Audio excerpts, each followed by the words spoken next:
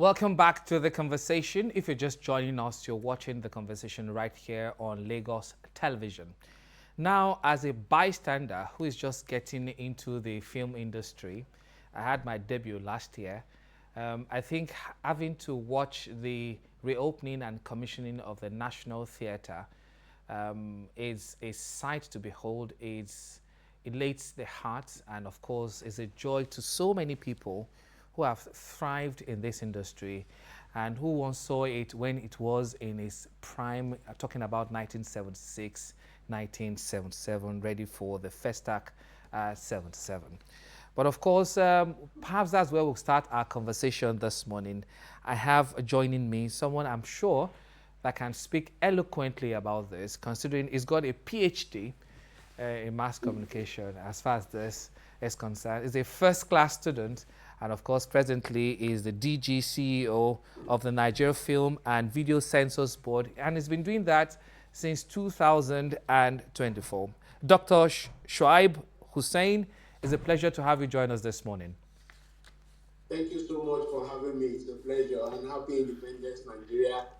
Happy Independence. I mean, it's 3rd of October, but we are Still basking, yes. Celebrating, and that's also because the President of the Federal Republic of Nigeria, Shuaib Hussein, will give us a wealthy independent gift as artists. With the reopening of the remodeled, almost brand new National Theatre. Okay, now named after the icon himself, a Nobel laureate, Professor Wole Soyinka. Wole Soyinka Center for Cultural and Creative Arts. So I would like to get your thoughts on what does this mean to the creative industry? I mean, talking about performing arts, talking about cementing our legacy as one of the foremost country with creative geniuses and minds in Africa, if not the world.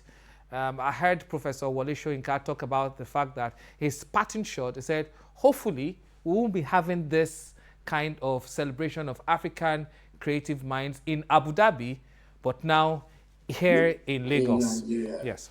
Exactly. In fact, that night, my brother, that evening, as I was right there watching the performances, it brought back fond memories to me.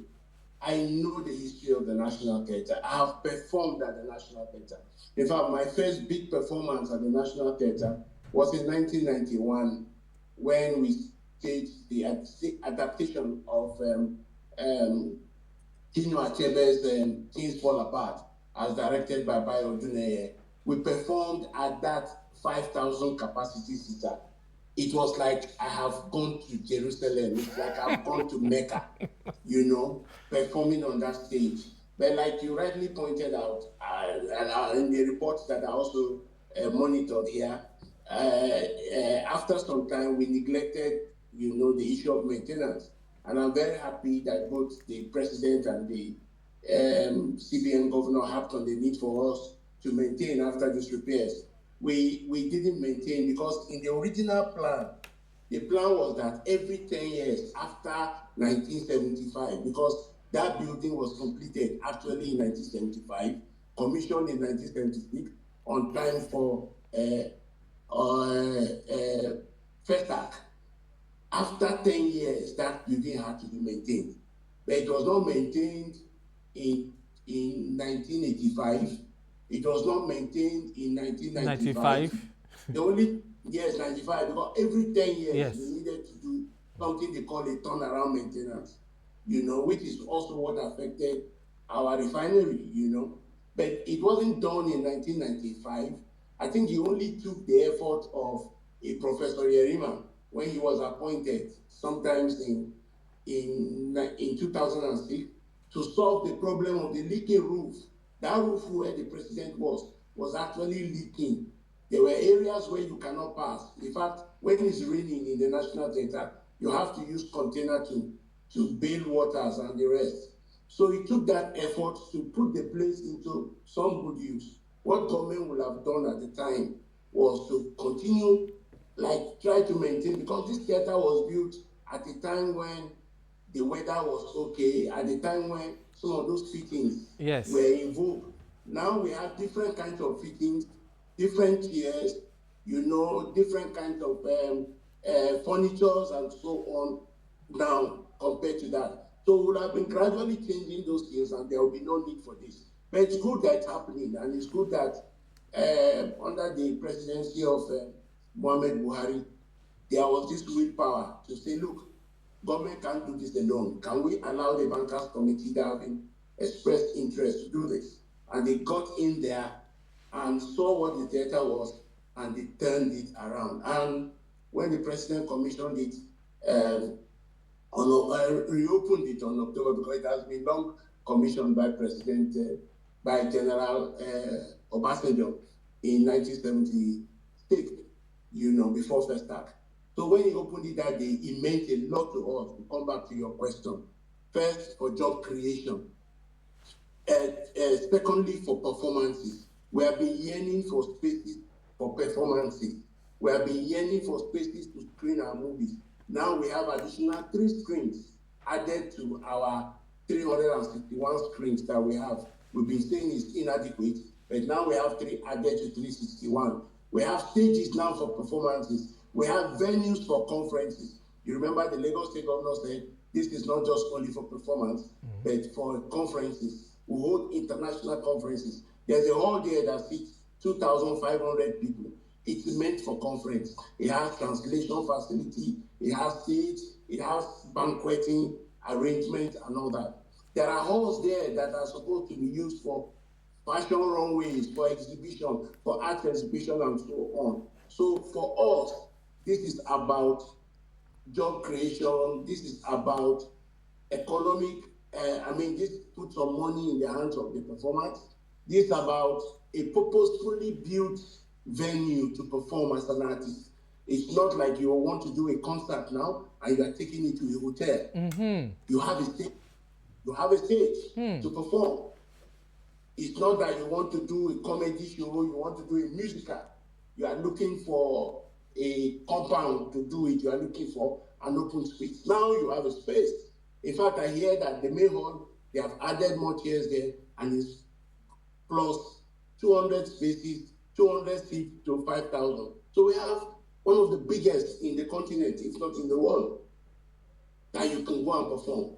So it means a lot to us. Now we have a space, now we have, once it's theater, there are auxiliary jobs that this will provide. The people who are going to do catering, the people who are going to do marketing, the people who are going to perform, who are going to man the cinema halls, who are going to man the theater, crew members and so on. So it means a lot. It's an avenue for job creation. It will bring, when we're talking about revenue, this is the kind of facility that will bring the right revenue that government really needs, so that we too can contribute. We can contribute to the GDP. Personally, maybe just to stay just a little bit more on this conversation of the reopening of the National Theatre. Okay, I'm struggling to get used to the Wole Soyinka Center now. But I love what you said about its purpose built. That is very significant. I love the fact that the president did not only stop in reopening the center, but he talked about the trust fund, because you talked about how we should have maintained this 10 years in between since it was opened, commissioned years back, but we didn't do that. But I like the fact the president did not only say, please, CBN governor, have a trust fund, but he said, look, I'm contributing as well to this. And that is putting your mouth where your heart is. And I think that will go a long way in also telling the people, especially those creative mind that you manage and those people that want to play in that space of entertainment, that look, this is going to be here for a while. Because when bankers, when they put their money in a place, the first thing they are thinking about is their ROI, their return on investment, and not necessarily. So I like the whole idea. What are your thoughts about it? I agree with you totally. And in fact, the president made my evening when he said, look, I don't want to come back tomorrow and find this place in the way it was like 5 years back and before because the actual work started in 2021, I think. So February 2021, that was when the MOU was signed. That was when Alhaji Lai Mohammed led the federal government at the time to sign the MOU with the Bankers Committee. So I don't want it to go back.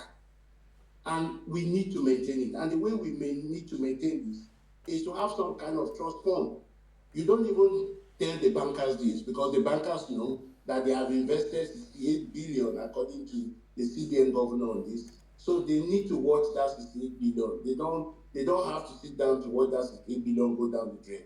And I'm sure they will have put down, in fact, I think they have put down that already because there's a management committee, that is going to manage the national theatre for sustainability, for profitability, and of course for effectiveness.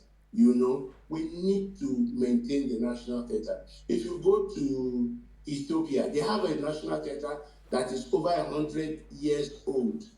All they do is to make sure that fittings that are not working again, they remove and replace.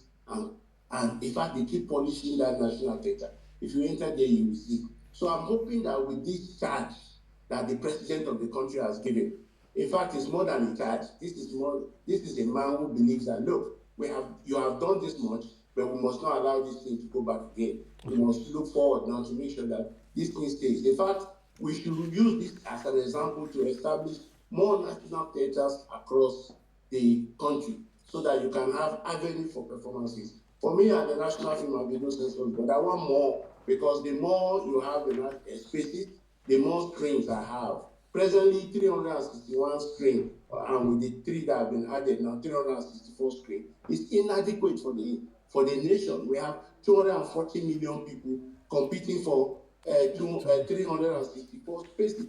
So that trust fund that will be established for the maintenance is very, very important. And I'm sure, like you also noted, the bankers will not put their monies down and allow it to just go down.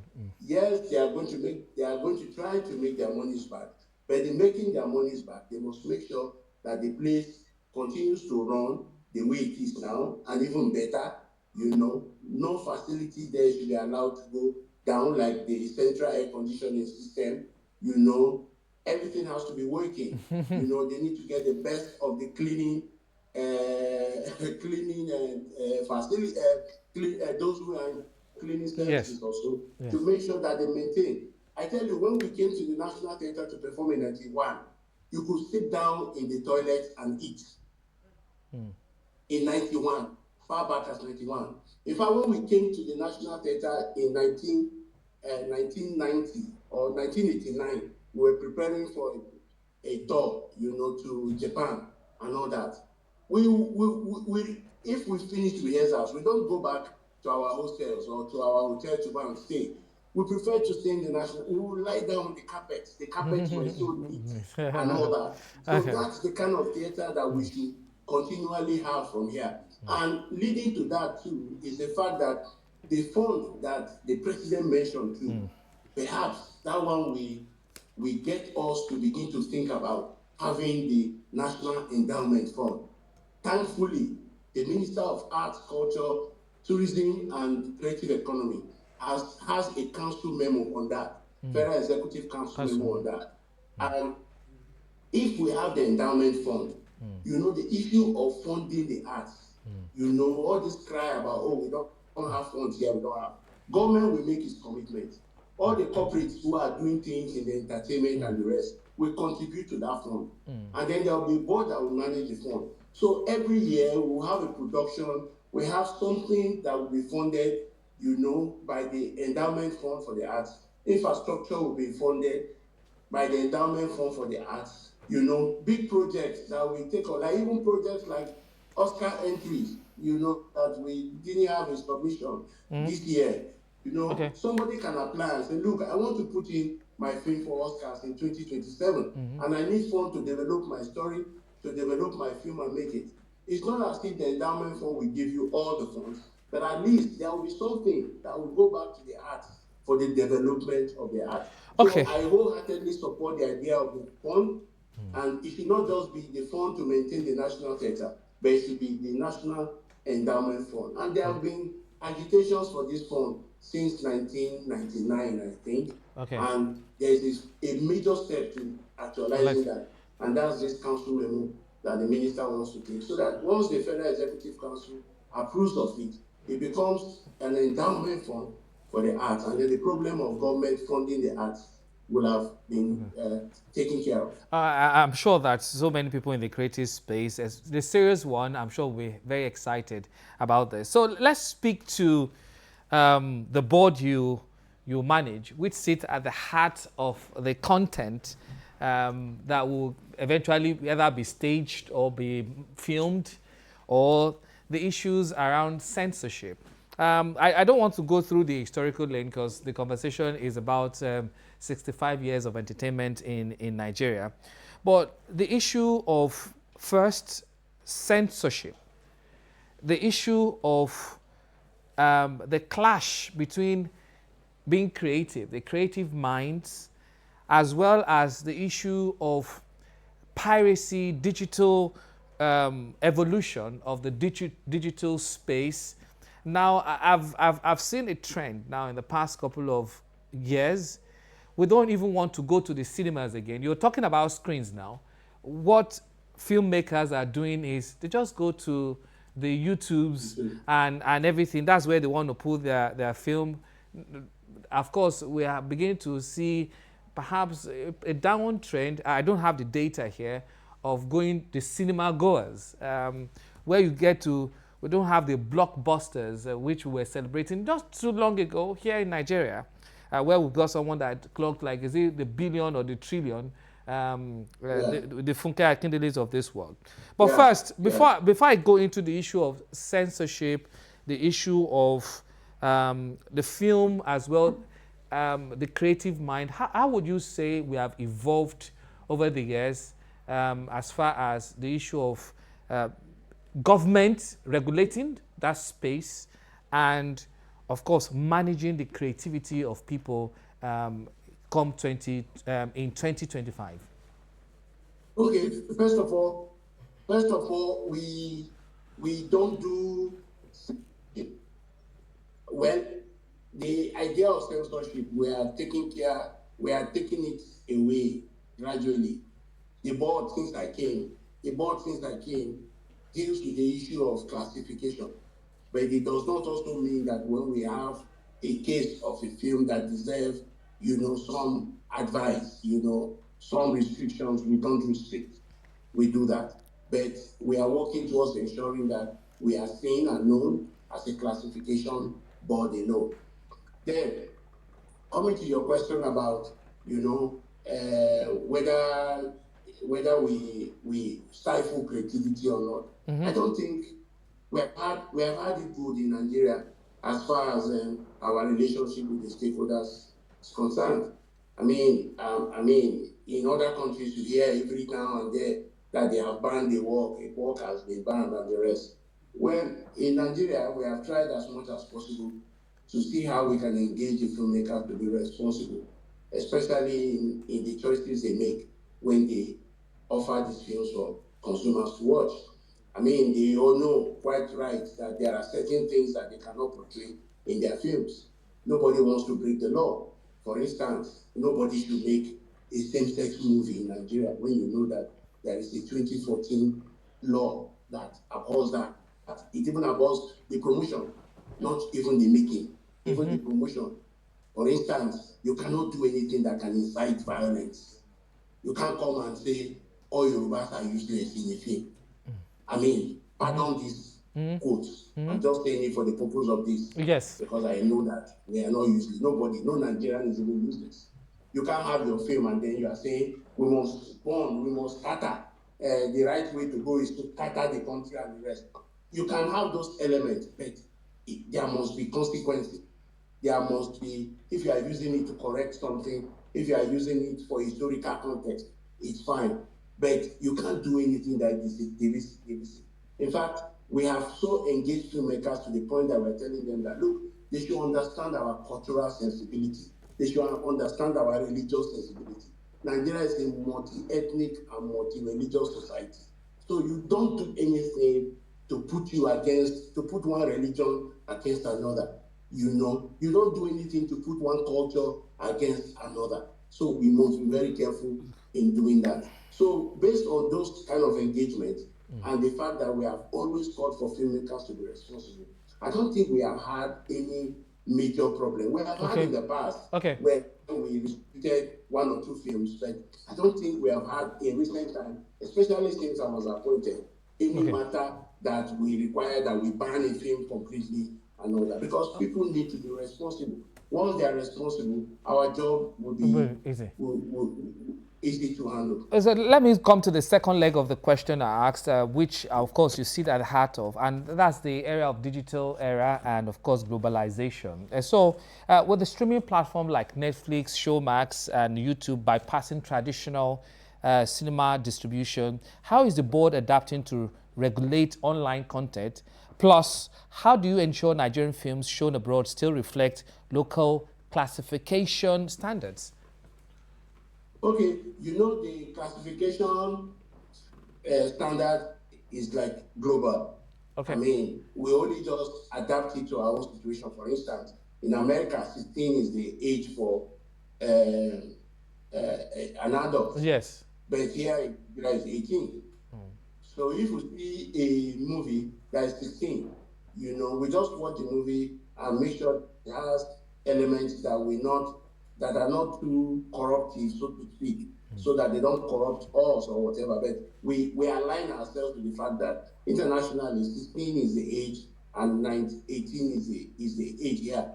But the issue you raised about the explosion in the digital space is one of the challenges that we are facing, because now it's so easy for people to just make these movies and upload them, but not on those streaming platforms. Those streaming platforms, for you to put your films on them, you have to pass through an aggregator, a content aggregator. And those content aggregators collect licenses from us as distributors. And they know the implication of just sending a film to a streaming platform without passing through the board. But where we have our challenges are those who go directly online to YouTube and the rest of them. But we are working out a mechanism, we are working out a process with the platform owners to ensure that, because in some countries, if you flout the law of the land, you cannot post your film on YouTube.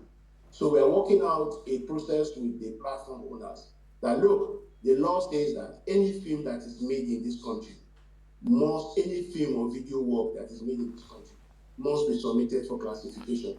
It is not just about the money you pay for classification. It's about data. There is a guy who has done films. In fact, I checked his YouTube page. He has about 250 films that he has made. But we're only able to capture about 75 of those films in our records. If UNESCO comes back today to carry out a survey on the number of films we make, perhaps we will lose our second largest position, because at the time they came in 2005, 2006 to carry out that survey, we were making almost 2,500 films. We were reporting 2,500 films or 12,000 films a year. But now, I don't think the board has reported more than 7,000 films last year. Oh, okay. Meanwhile, so we need those films for data, and we're working with the platform owners to ensure that we have the right data of those films. Because one of our mandates is to have a register of classified films in the country.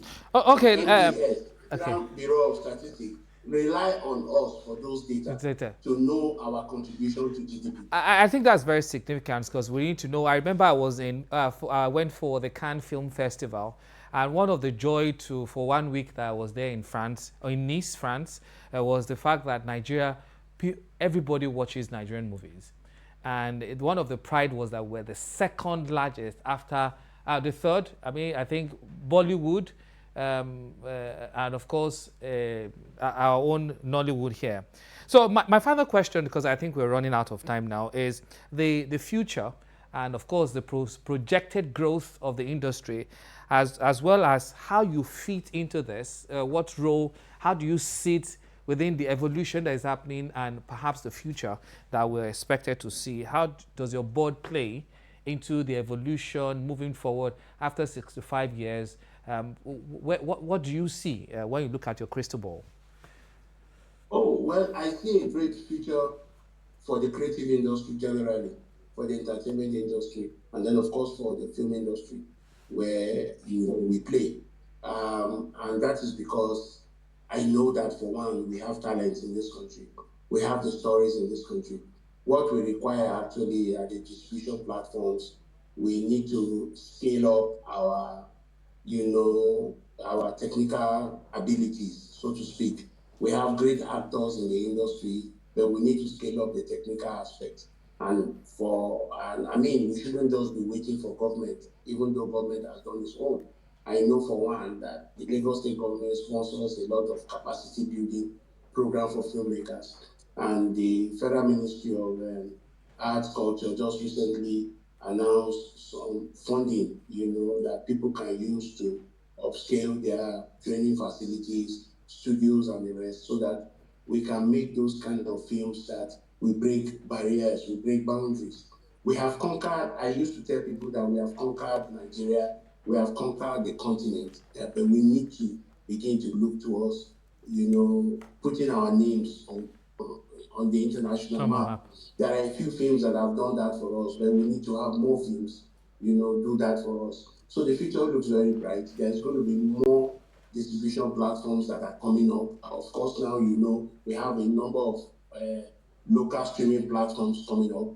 I don't want to mention names, but there will be more that will come. And then I also know that there will be funding opportunities, but we need, as an industry, whether you're an actor, you're a fashion designer, whether you're a graphic artist or a painter or whatever, we need to begin to talk about collaboration. Sure. Okay. Collaboration is what we need. I think you took the words from me, but we need to go now. I want to say thank you very much, the DG, CEO, Nigerian Film and Video Censors Board, Dr.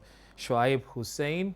And I also need to say this, perhaps for future conversation, we'll be looking at financing model, talking about financing, the infrastructure part of it, from the technical part of it, of course, capacity, talking about talent, and all, as well as collaboration, because I think we also need to begin to look at the global part of it, collaboration, to see how we can collaborate with Bollywood, Nollywood, to have mega blockbuster movies in Nigeria. I want to say thank you once again for helping us through this conversation of Nigeria entertainment in 65 years. Thank you very much, sir. Thank you for having me, and Nigeria will rise. Thank you very much. We've been speaking with the DG CEO, Nigerian Film and Video Censors Board, Dr. Shuaib Hussein. It's a fantastic conversation to have on Friday. I think my interest has peaked now since I'm also becoming an actor. If it is Yoruba or in English, I'll flow better. What do you say?